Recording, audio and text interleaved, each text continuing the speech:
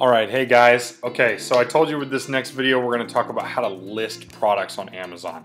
And this is also going to have two parts to it. It's going to be how to list your products on Amazon, put them into your inventory, and then also how to go ahead and create a shipping plan to ship them into Amazon. So first thing we're going to do is we're going to go up here and we're going to find this inventory button. You click add a product. You can also do it under catalog right here. Click add products. It's going to bring you to this screen where we were just at. You're going to click in this field right here, and you can either type in your UPC code, your ASIN, which we've talked about before, or what I like to do is I like to use a UPC barcode scanner. It makes everything easier. I just scan the barcode and it puts that information, well, sorry, I don't have it set up, but it normally just puts it right in there. Here we go. It wasn't plugged in. That'd be why. Here you go. Puts the number right in there. Takes us where we want to go. And we're going to find the listing that best suits our needs here. So this listing right here is the lowest sales rank. It's got the most offers. And I'm not restricted or anything, which it would say right here. Like right here says you can't sell this listing because it's third party or no third party. So we're going to select this one. This is the one we want. If you want to see the page, you can click on that right there, and it's going to take you to this page, you know, like your main page. Now, just pay attention. I have some, what do you call them, Chrome add-ons, like widgets and things that are all over my screen because I use different tools inside the Chrome App Store. So your screen may not look exactly like this, but this is the screen that that button will take you to. So if you click on that, that's where it's going to take you. Now if you click Sell Yours, this is where you start the process of listing inventory. Click Sell Yours. It's going to take you right here. It's going to tell you the list price, which the list price is essentially whoever made the listing originally put that price in as like the baseline price. It's not saying that that's what it's currently listed at. It's saying that is what the original list price for the product was, or like sometimes it'll be kind of like your MSRP, you know. So if you click on the 28 new here, it's going to take you over to this screen and then select Prime, and you're going to see your Prime offers here. We've talked about knowing what your competition is and how many people you're competing with, and so this is another great example here. There is 1, 2, 3, 4, 5, 6, 7, 8 people that are within $1 of the buy box, which this guy has the buy box right now. So $6.35, so 8 plus 1, you know, plus yourself selling it, you would take your monthly divided by 9. We've talked about all that, about how to decide how many to buy, but that's a better visual. So if you're trying to decide what price you want to put your buy box at, or rather what price you want to compete at, I should say, you go in here and look at these Prime listings. Generally speaking, I'll probably list at $6.34. I put it about a penny under Prime almost every time. Some people would say put it over because yours is going to take a little while to get there. It's strictly preference, but I would probably list it at $6.34 is what I would say. So my list price is going to be $6.34. Your next field here is seller SKU, and the seller SKU, you don't have to use this when you're first getting started if you don't want to. It's really just like kind of a bookkeeping thing. If you're trying to keep an idea of where your inventory came from and stuff. I like to use this little kind of code here for me. I'll put the date I purchased it, so October 1st, 2018, dash, and then I'll put an abbreviation of the store that I purchased it at, so like Walmart, WM, and then the town I purchased it in, abbreviated, which is Mount Juliet, Tennessee. So Walmart, Mount Juliet, and then I put the purchase price, including tax if I had tax on it. So overall, this is what my seller SKU, and sometimes you'll hear this referred to as the M SKU. And this is strictly for me. The buyer doesn't see this. The only person that's ever going to see it is me and maybe Amazon, and that's it. I just use it strictly so whenever I'm going through my listings, I can remember, oh, I bought this at Walmart the beginning of October for $1.65. It just makes it a little easier to see. You don't have to worry about it though. You can leave it completely blank and everything's going to be fine. So But let's go ahead and for now we're going to put my MSKU in there, and you can use that same kind of code. It's a really easy thing to do. I keep it on a post-it note at the bottom of my computer so I don't forget it. But anyway, condition, we're going to go new. We always sell new right now to start. And then this is the thing. Yours might be selected like this on this fulfillment channel. I want to ship this item by myself. Don't. You don't want to do that. That's for merchant fulfilled. If you wanted to list this item and then ship it yourself, you could do that. I don't suggest doing that quite yet. We'll talk more about that in the future. The reason I don't suggest doing it quite yet is if you mess up, you can actually kind of put some black marks on your account that could really impact like selling toys in the fourth quarter. So first thing we want to do is we want to select this. I want Amazon to ship and provide customer service for my items that they sell. Don't worry about this quantity box right now. So yeah, we got all that. We're going to click Save and Finish. That brings us over to this screen.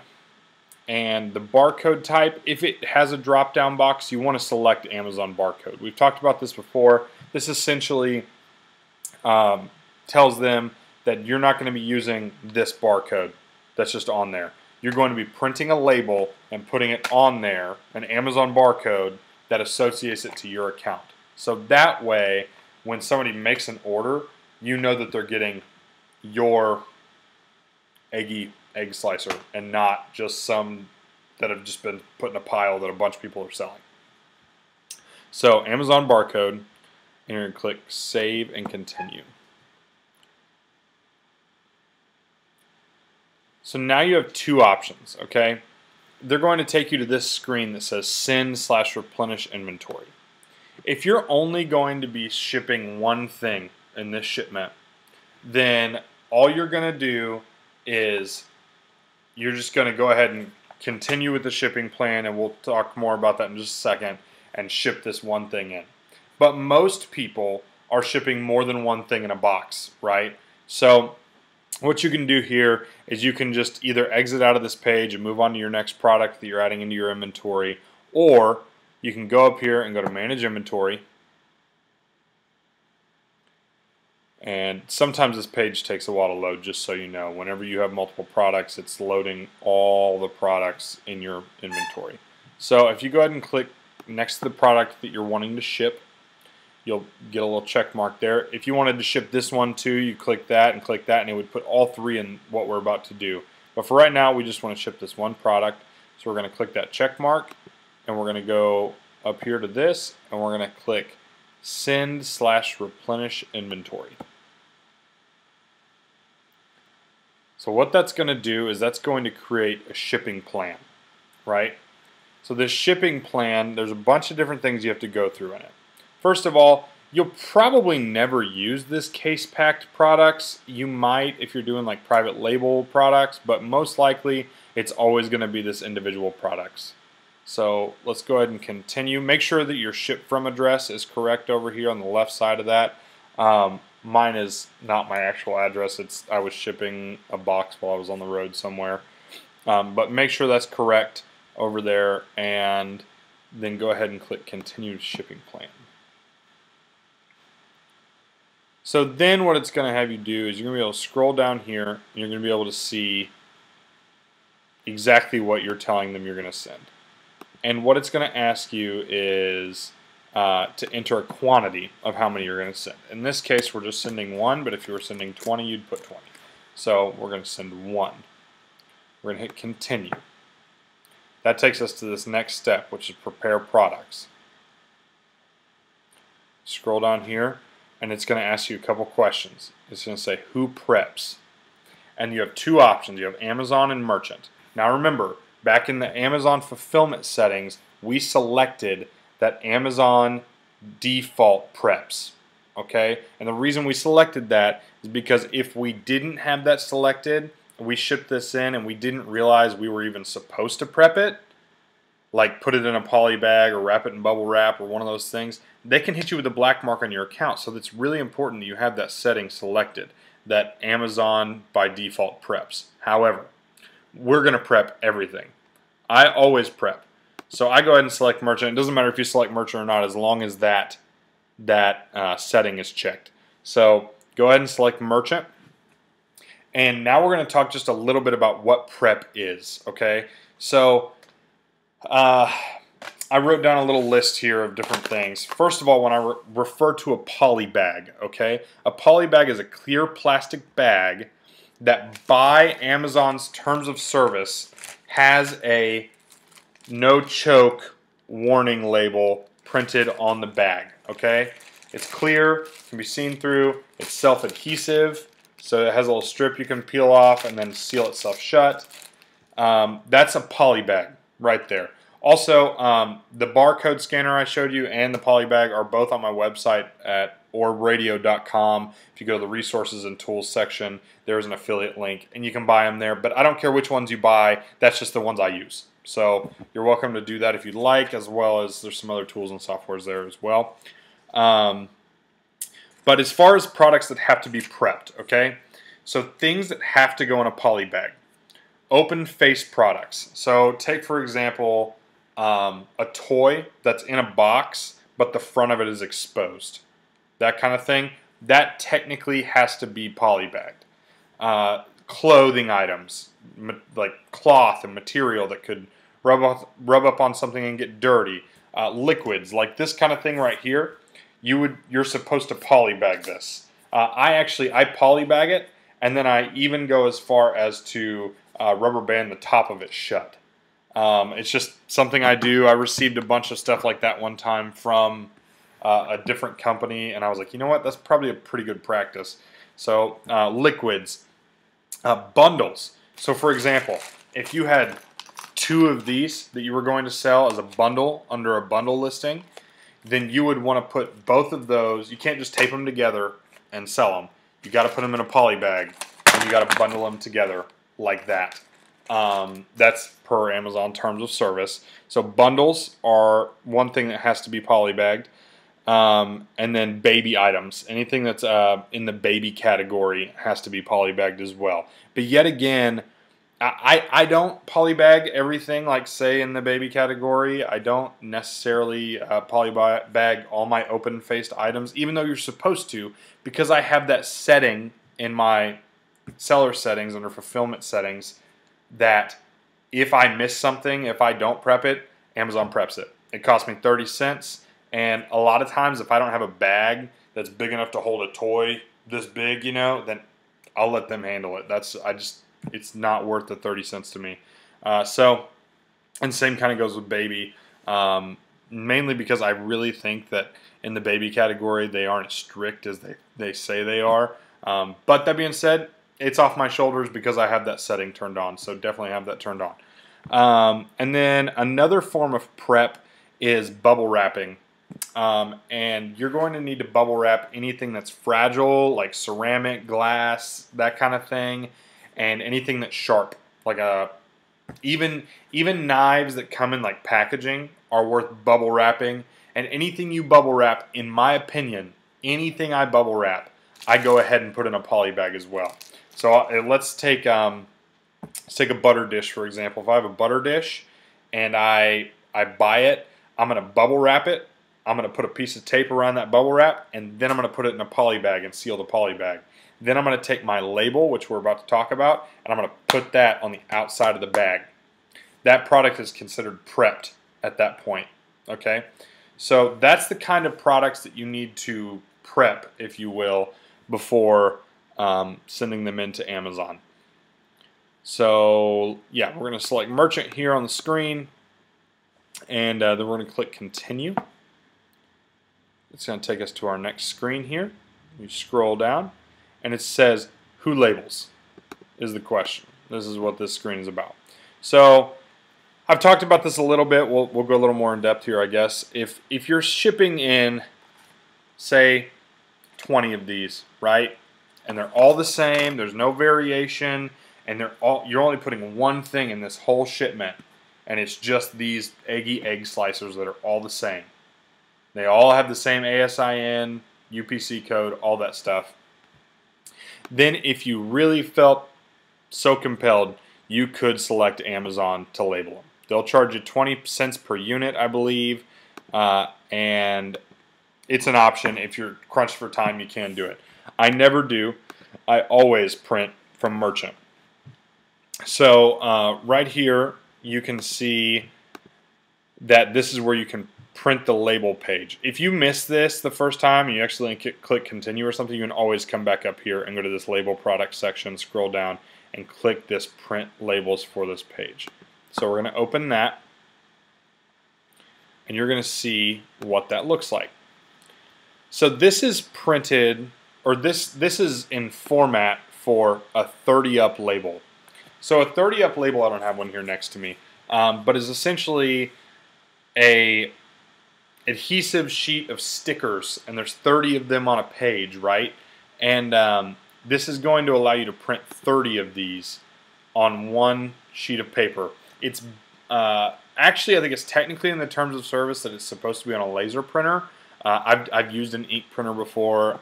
I definitely suggest getting a laser printer just simply for the fact that it is so much more cost efficient, trust me. Even though the printer costs a little more, you don't spend anything on toner down the road. So it's really, really worth it. But anyway, you can buy these at Walmart. They're called Avery 5160 labels. They're also known as 30 up labels right here. They're also available on my website under an affiliate link under the resources and tools section at orbradio.com. Yet again, I'm making 10 cents on these guys. I'm not making money on them. It's just what I use. So you can go get those if you want to. Yeah, so that's going to put them in that format. Another option is to use a Dymo label printer, which is what I use. And I also have that Dymo and the labels on my website there as well, the exact ones that I use. And it really streamlines the process, especially if you're using Inventory Lab, which we'll talk more about in the future. So we're going to go ahead and click. We're going to go ahead and print that out, actually, is what we're going to do. And you're going to take that label after you've printed it out, and you're going to stick it right over the barcode. All items shipped into Amazon cannot have exposed barcodes other than the label that you put on it associating with your account. So if this had a barcode here and another like serial barcode here of some kind, you're supposed to cover up the other barcode even with one of these blank labels on this 30 up page or some kind. Don't run the product, don't mark through it with a Sharpie or anything. It's not that important. But definitely cover up your barcodes at every turn because that's in the terms of service as well. And we want to do everything along the lines that they tell us to follow so that we don't have to worry about them shutting down our seller privileges. So go ahead and print that out, put it over your UPC code. And for this product, since it doesn't require a poly bag and it doesn't require bubble wrapping, all it requires is a label. Once I put the label on that sucker, it's ready to go. So we're going to go ahead and click continue, and it's going to tell you, it should say right here under placement, it should say no fee. If your settings are correct, it should say no fee. That is under the default shipping settings that we're going to go ahead and ship it to the places we want to ship it to. I told you guys you can turn on inventory placement services, in which case they're going to charge you 30 cents an item. And what's going to happen is you're going to ship one shipment out, and they're going to put all of your products at all the warehouses they need to go to instead of you shipping out a bunch. For instance, if I had shipped like 20 of these guys, they might have shipped them to 3 different places under the default setting. But right now, I really think that it's best anyway for you to do it like this. You have to learn, and this is just one of the learning processes. Go ahead and ship it out like this. So placement should say no fee. Prep, label, that's, since we're prepping and we're labeling, none of those are issues. You can click view shipment contents right here if you've forgotten what all you would put in your shipment, and you can see how many units and stuff there. You can also hide that back. But anyway, we're going to go ahead and say, yep, this is all I'm sending. We can tell it's going to Ruskin, Florida, and go ahead and click approve shipment. Sometimes this takes a little bit. If you have a big shipment that is loading all the things in, it can take a little while to load here. But then we're going to go ahead and click work on shipment. Once you've done that, we will scroll down here, and we're going to almost always do this small parcel delivery and UPS. You can bounce back and forth between UPS and FedEx and see which one's cheaper if you want. I find that every time for me, UPS is the cheapest option, but I've heard people say otherwise. So that's step 2 is shipping services. 1, you can review and modify your units. If you had put in 20 and you only had 19, you could change it to 19 right here, and you can also reprint labels for this page. Something you should note is that this label that it's going to print out, they're not different for each one of these you're going to sell. You're going to have that label is specific to this item in your inventory under your MSKU. So it doesn't matter if it's a label you printed twice or 3 times. If it's the same one, it's going to be the same number. Okay. So as long as it's for the egg slicer, which it will say on there as well. But if you need to reprint labels, you can find them right here. And also, guys, if you don't have 30 up labels, if you're using something else, you can change the format here. But I use 30 ups. So stage 2, we already selected our shipping service. Stage 3, we're going to go to shipment packing. And here's 2 or 3 different options that are going to be right here. There's 3 options normally. There's one that'll say everything in one box, which obviously this is one item. It's going in one box. But if we had 20 items and we had multiple boxes going multiple places, we would select multiple boxes. Or if you can't fit everything in one box, you'd select multiple boxes. And then sometimes this use web form option is up here under this selection as well. But what we're going to do for right now is we're going to go to everything in one box, and you don't have to select anything. It just says make sure that you put in the weight of the box and the dimensions of the box. So then you're going to take this, you're going to go ahead and package it up, put it in your box. Don't tape it shut. Never tape it shut until you are printing the label and it is good to go. Trust me on this. Just put that in your mind. Don't tape the box shut until it is finished. Otherwise, you might be having to open it back up and pull things out and whatnot. And yeah, so let's talk about box weight and dimensions. So the box weight. Technically, the box is not supposed to be over 50 pounds. Honestly, take it to heart that it shouldn't be over 48 pounds. Let's just do that, because that's my safe number. I don't toy with them, because one time I got a kind of a slap on the wrist because I shipped in a box that was 49 pounds or something like that, and they said it was 51. I waited at home. I even had it noted on a notepad that it was 48, 49 pounds or whatever it was, and they hit me with a black mark, and mainly it's because some employee didn't want to lift it. I get it, but at the same time, just rule of thumb, don't ship boxes over 48 pounds, and if you do, there's only 2 options for doing that. One, it either has to be 1 unit that is like, let's say a heavy thing, like you're shipping a shelf or something like that weighs more than 50 pounds, and it has to have team lift labels, which I'll put that in the resources somewhere. I'll let you guys know where that's at. It has to be on there. And by the way, guys, if you're shipping anything that has an expiration date, which you shouldn't be because you probably aren't allowed to sell things with expiration dates yet as a new seller, but if you are, you will be required to put an expiration date label either on the physical product or on the outside of the poly bag, depending on what you're selling. So yeah, even though you can see the expiration date, it doesn't matter. It's in the terms of service that you have to have one on there. But that only applies to, you know, items that have an expiration date. So you're going to put your box weight in here with one of these in it. We'll say it is 2 pounds. And the box dimensions. No side of your box can be longer than 24 inches unless it is one product and it just happens to be longer. So, for example, if you're selling a shelf, obviously the thing's about 50 inches tall, right? So if you're going to ship that in, you can put in 50 and it'll let you put it in there, but it's going to tell you in a minute if you click confirm that it is too long or whatever, and it has to meet these certain requirements, and all the information's right there. But as a general rule of thumb, never use boxes over 24 inches and over 48 pounds. You want to keep it less than that. So if you're doing a shipment where you can't fit everything in one box and meet those requirements, a lot of times what I do is I use strictly 24 by 16, or no, by 18 by 18 boxes almost all the time when I'm doing large shipments. And when you're doing that, you obviously have multiple boxes. So we're going to click continue here, sorry. And if you're going to do that, you can put in different weights per box under this setting. I use the web form every time. You can skip all that. Like if you have like 200 units going in at once, you can pay a per unit fee.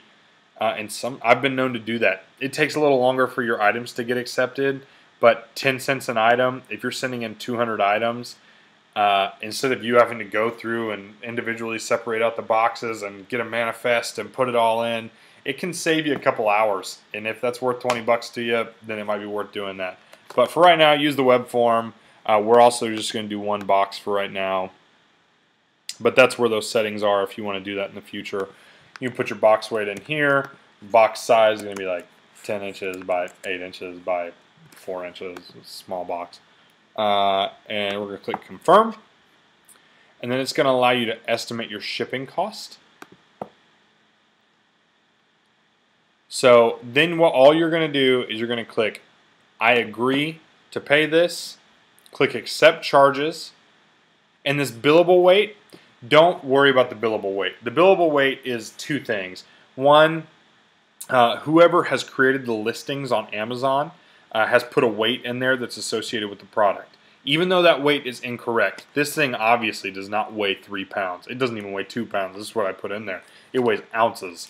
And but somebody put that in there. But they're not actually billing you for that. What they're saying is if you say the shipment weighs 2 pounds and then they receive it at UPS and it actually weighs 3 pounds, they can charge you up to 3 pounds worth. Is essentially what they're saying. At least to my understanding, that's what that means. But I've never had very many times where they've charged me more, or as a matter of fact, I've actually had them give me more money back for overpaying on shipping than I have paid in over. So generally speaking, this is a really accurate number. So you click accept charges, and this is going to be charged to your Amazon account. And your Amazon account basically bills every 2 weeks, where they either pay you out or you pay them if you owe money. So you're going to go ahead and click accept charges, and it's going to let you print the box labels right here. Those box labels are going to print on regular 8.5 by 11.5 printer, or 11 by 8.5, whatever it is, regular size printer paper. Okay, they're going to print out, and it's going to be 2 labels, one on this half and one on this half. It's going to be 2 pages. You're going to cut that down the middle, and you're going to have the shipping label, and then you're going to have the Amazon FBA label.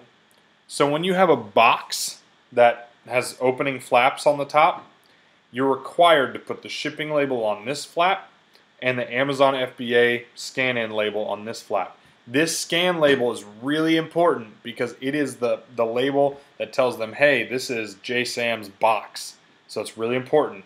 So if you don't have adhesive shipping labels, which those are also available in my resources and stuff, you can use regular printer paper. Just make sure you tape it down real good and make sure that those barcodes for the shipping label and for the Amazon FBA label are not obstructed. So you're going to print those out and you're going to submit that, and then you're going to click confirm up there, and then that thing's ready to go to the UPS store, or you can have UPS pick it up at your house, or whatever you'd like to do. There's a lot of places that accept UPS drop-offs. You can do it by a quick Google search in your area, what places take UPS drop-offs, and you take your box there and you drop it off, and now your product is on its way to Amazon. So I know there's a lot of information there. Go back and rewatch it again if you need to. If you have any questions, make sure to reach out to us on social media, and we'll get to those too. So the next video is going to be about shipping products in more detail than this. Also, we're going to have a video coming up about the Keepa graph that we talked about when analyzing products. So I think that's the last 2 videos we have to make. So yeah, stay focused, guys. Keep taking action.